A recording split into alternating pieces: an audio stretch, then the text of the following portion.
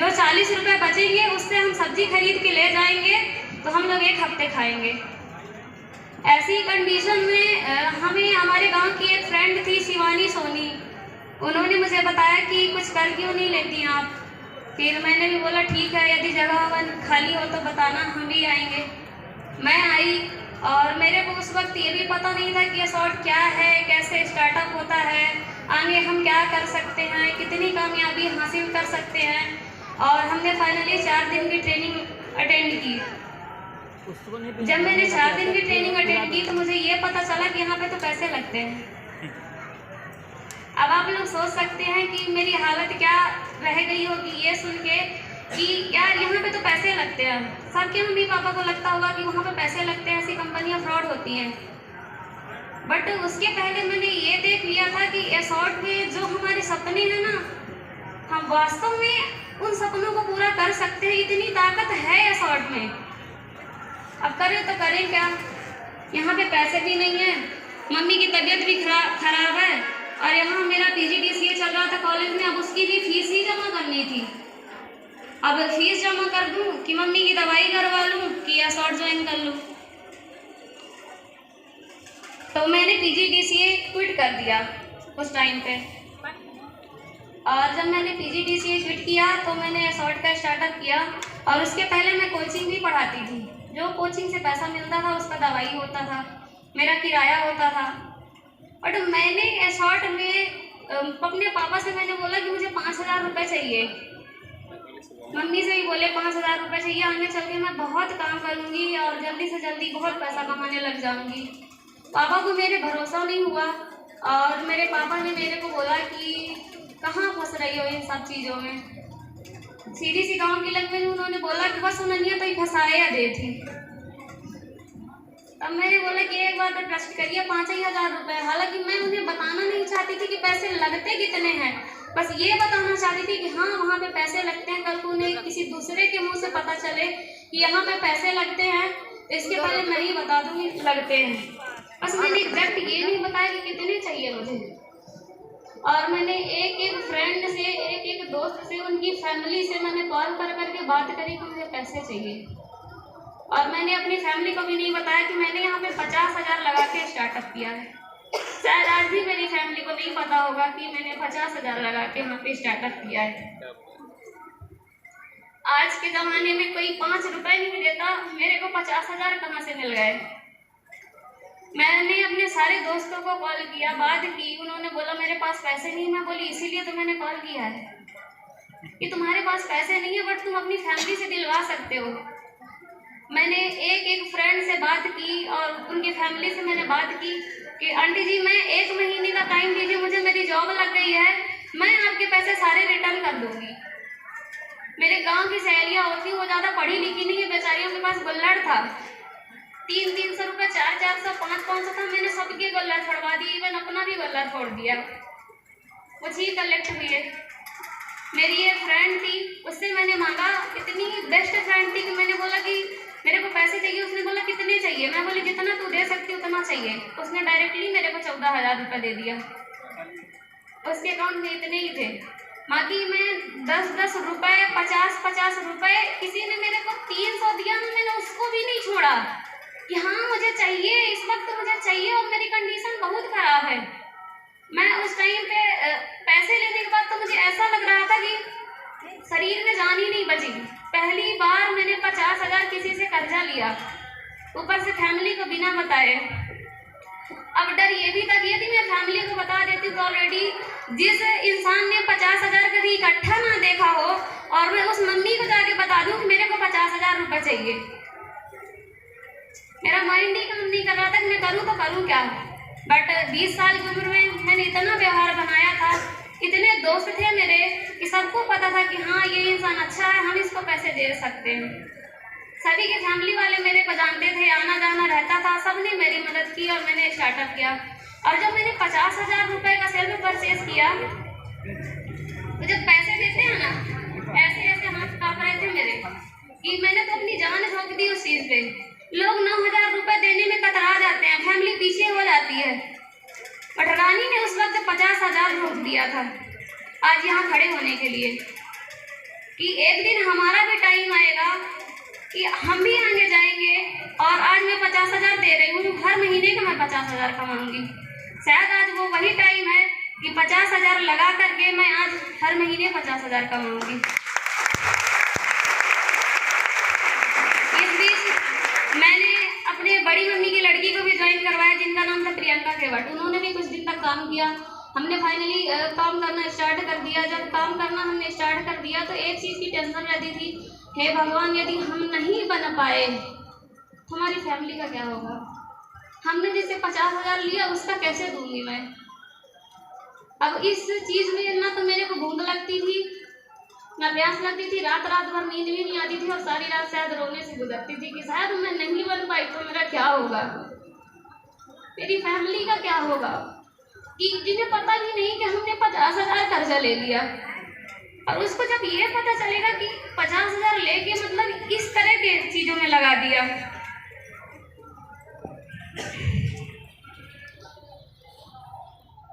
उस वक्त शायद अपने आप के सिवा कोई और इंसान नहीं था जो मेरे को आगे ले जा सकता था। अपने आप को समझाते थे, रातों की नींद ऐसे ही गवाते थे। फाइनली 1 महीने के बाद इतना कुछ कह ही नहीं सकते वो कंडीशन कैसी थी। मम्मी मेरी बीमार थी, पापा मेरे बीमार थे, मेरी बहन स्कूल जाती थी और खाना घर का वही बनाती थी। सुबह जब मैं ऑफिस आ जाती थी 8 बजे, तब वो खाना अपने घर में स्टार्ट करती थी, तो मैं ऐसे ही आ जाती थी। और जब शाम को 5 बजे यहाँ से जाती थी तो खाना भी खत्म हो जाता था। तब जाके मेरे को रात में जब दूसरा खाना बनता था तो 9 बजे मिलता था। ऐसे ही मेरे साथ 1.5 महीने कंटिन्यू हुआ। लोग बोल देते हैं यार यहाँ आने के बाद तो मेरे को खाना नहीं मिल रहा, मेरे को ये नहीं मिल रहा, मेरे को सुकून ही नहीं है। और 1.5 महीने तक मैंने जाना ही नहीं कि नींद क्या होती है, खाना क्या होता है। तब वही टाइम था कि ऑफिस में कई दफ़ा मेरे को चक्कर आने लग गए। तो लोगों ने पूछा कि अच्छा क्या खाए हो आज कि चक्कर आ गया। मैं बोलती थी हे भगवान, यही तो भूल रही थी। मैं सुबह से सोचती थी आज क्या भूल रही हूँ, क्या भूल रही हूँ, बट इतना ध्यान नहीं रहता था कि आज मैं खाना भूल रही हूँ, किस लिए मेरे को चक्कर आने लग गए। एसॉर्ट से पहले कभी मेरे को चक्कर नहीं आया था, पर यहाँ आने के बाद ये तक कंडीशन आई कि मैं बीमार पड़ने लगी। बट हाँ, मेहनत इतनी किए कि 1 महीने के अंदर मैंने इन्फ्लुएंसर रैंक भी पा लिया था उस वक्त।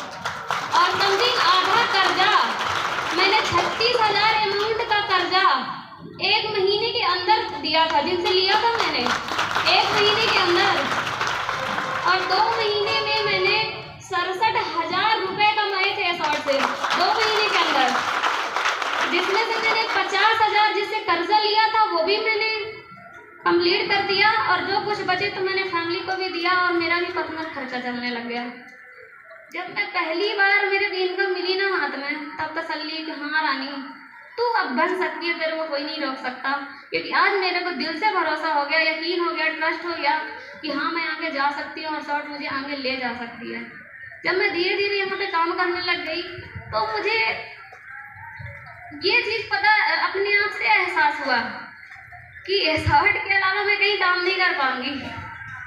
क्योंकि जहाँ से इतना ऐश के साथ काम करने को मिल रहा, ना कहीं धूप ना कहीं कोई स्ट्रगल, बस यहाँ पे बैठना है। और मैं बचपन से कोचिंग पढ़ा रही हूँ, मैं 12वीं तक के बच्चों को कोचिंग पढ़ाती थी। तो इतना एफर्ट, इतना बाहर की लाइफ में मैंने इतना कुछ किया है ना कि जब मैं शॉर्ट में तो मुझे लगा यार मेरा नाम रानी है, बट वास्तव में मैं रानी हूँ। लाइफ ऐसी लगने लग गई कि लोग मेरे मम्मी पापा ने मेरा नाम रखा कि मेरा नाम रानी है, और जब लाइफ मिली ना उसके बाद, उस स्ट्रगल के बाद, तो लगा कि हाँ यार कोई रानी वाली ज़िंदगी जी रहा है। अरे यार प्रॉब्लम आती किसको नहीं। बहुत सारे लोग ये सब चीज़ों से निगेटिव हो जाते हैं कि यार यहाँ पे तो मेरा खाना हराम हो गया, यहाँ तो कौन सी कंपनी है जो पहले पैसे लेती है फिर बाद में काम देती है। तो यहाँ पे हम अपने बिजनेस का स्टार्टअप करते ना कि कोई कंपनी लेती है, कोई कंपनी लेती भी नहीं है, हम खुद से करते हैं और अपने लिए करते हैं। सभी लोगों को यही लगता है कि यार कौन सी कंपनी जो इतना पैसा लेती है, हम पैसा ही लगाना होगा तो हम खुद से कर लेंगे। तो बहुत से लोग करते हैं और बहुत से लोग उस पैसे को बर्बाद करते हैं। बट हाँ, मेरे मम्मी पापा भी एग्री नहीं थे इस चीज़ से कि मैं स्टार्टअप करूं। बट मैंने पापा से अपने एक बात बोली कि आज कर लेने दो, हो सकता है मैं बन जाऊं। पापा को बिलीव नहीं था कि यहाँ पे मैं बनूंगी। चाचा लोग भी बोले, पापा लोग भी बोले कि कहाँ तुम टाइम बर्बाद कर रहे हो, तुम अपना पढ़ाई में ध्यान दो, पढ़ाई में ध्यान दो। तो मैंने उस टाइम पे मेरे को एक डर और सताने लग गया कि हमने तो पढ़ाई भी छोड़ दी, अभी क्या करूँ। अब नहीं बन पाए तो जीवन में हम किसी को मुंह दिखाने लायक ही नहीं रहेंगे कि मैंने स्टडी भी छोड़ दी, कोचिंग पढ़ाना भी छोड़ दिया, मतलब सब कुछ छोड़ दिए और यहाँ पे भी नहीं बन पाएंगे तो तब तो फिर हमारा जन्म लेना ही बेकार है। इस तरह की फैमिली में जन्म हुआ, ऊपर से हम इतना भी नहीं कर पाएंगे। जहाँ तक कि लोग बोलते थे, मेरे घर वाले भी बोलते थे, मेरी मम्मी को हमेशा ये बोल के ताने देते थे, तुम्हारे 3 लड़कियां हैं, सबकी सुन के रहो, सबसे दब के रहो।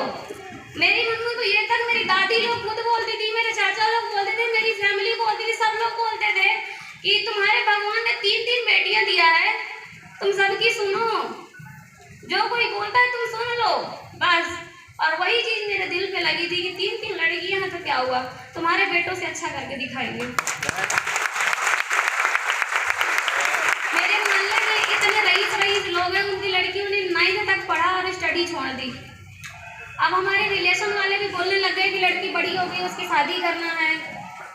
पापा ने मेरे से बोला मम्मी की मेरे को शादी करनी है, मैंने बोला मेरे को नहीं करनी। तब फैमिली वालों ने फिर से बोला और पढ़ा लो लड़की को, हमें पता था कल को तुम्हारी बात नहीं सुनेगी, पता नहीं किसके साथ भाग जाएगी, पता नहीं किसके साथ जाएगी, किसको पसंद करेगी। आज जब ये अपनी फैमिली की नहीं सुन रही तो कल बोले थे ना तुमको कि मत पढ़ाना लड़की को।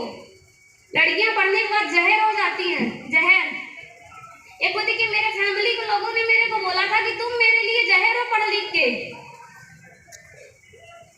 बट मेरे मन में भी एक चीज ठान ली थी मैंने कि जब आज मैं 20 साल की उम्र हूँ, तुम लोग मेरे से इतना जेलस फील करते हो, जिस दिन तुम्हारी उम्र की आऊंगी ना तो मैं बताऊंगी तुम्हारे पैसे की औकात क्या है। आज जिस पैसे के दम पे आज मेरे बाप को दबाना चाहते हैं, मेरे मम्मी पापा को रुलाते हैं, इतना सब कुछ बोलते हैं, कल को मेरा तो टाइम आने दो और ला के दिखाऊंगी और मैं बताऊंगी कि पैसे होते क्या चीज है। 1-1 रुपए के लिए हम तरसे कैसे हैं। 1-1 रुपए की तो बात ठीक है, ऐसी कंडीशन उस वक्त आ गई थी कि हमारे घर में खाने को भी नहीं होता था। यदि चावल है तो सब्जी नहीं है, रोटी है तो चावल और सब्जी कुछ भी नहीं है, दाल भी नहीं है। फिर भी हम बचपन से एडजस्टमेंट करते आ रहे हैं, कब तक करेंगे यार। मन में ठान चुके थे कि नहीं, ये बहुत दिनों तक नहीं करना है। शादी चाहे भाड़ में हो चाहे ना हो, मेरे को भी शादी नहीं करनी और कुछ बन के दिखाना है। क्योंकि मेरे पीछे 2 बहनें थी और मेरे सबसे छोटा भाई भी था कि जैसे जैसे मैं जाऊंगी वैसे वैसे ये भी जाएंगे। यदि मैं निकम्मी निकल रही तो ये सारे निकम्मे निकलेंगे। और जब मैंने ये शॉर्ट ज्वाइन किया था तो मैंने यही लिखा था अपने रीजन में कि मैं अपने लिए नहीं कर रही, मैं अपने भाई के लिए, अपनी बहनों के लिए शॉर्ट ज्वाइन कर रही हूँ। कल को मैं हिम्मत हार जाती हूँ ना तो ये डिसीजन मेरा है, मैं पीछे हट जाऊंगी, बट कभी मेरे भाई बहन तो हिम्मत नहीं हारेंगे।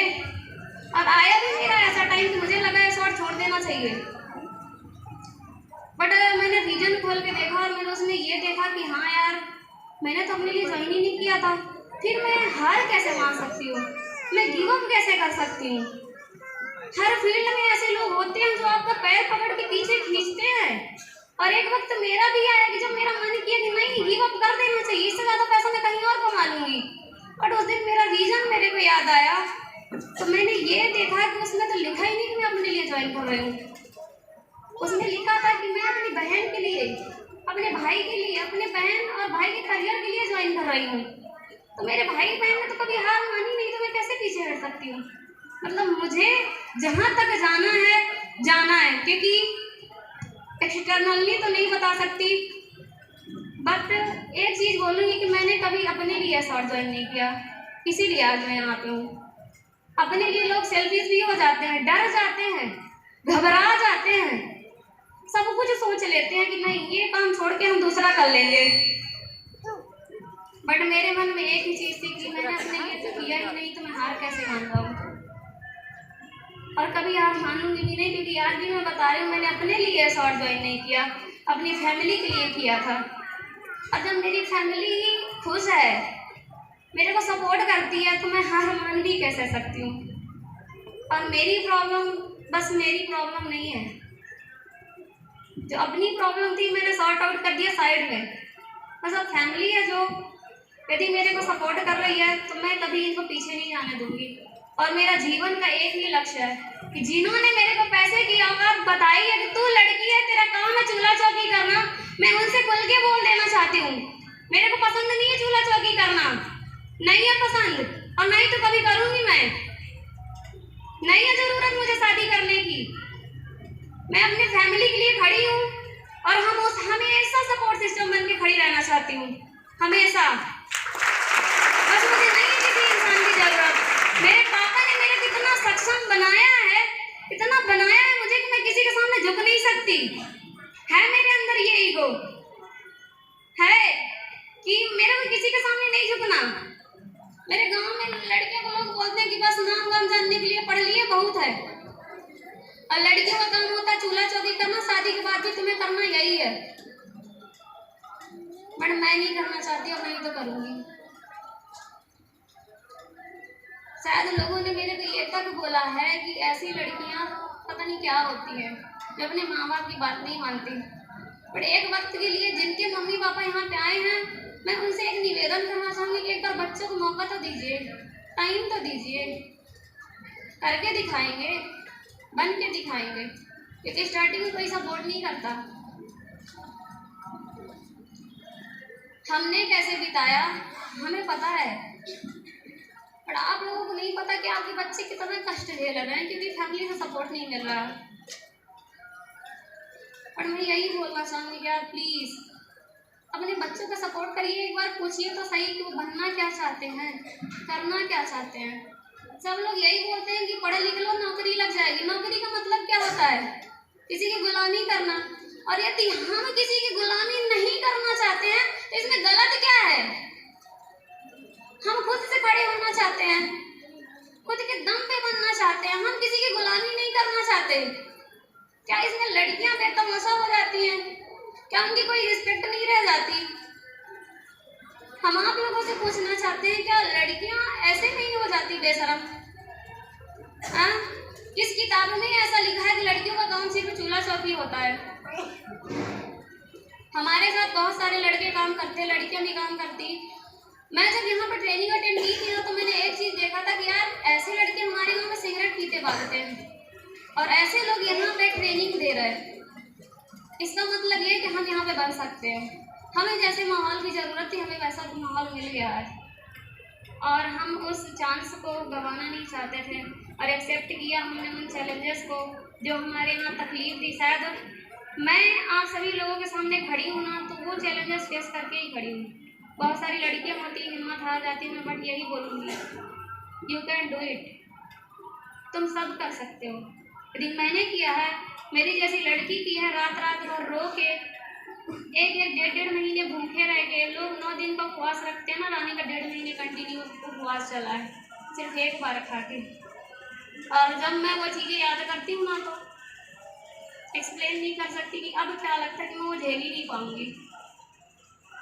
और यहाँ आने के बाद भी मुझे बहुत सारे लोगों का सपोर्ट मिला और आज मैं यहाँ पे खड़ी हूँ।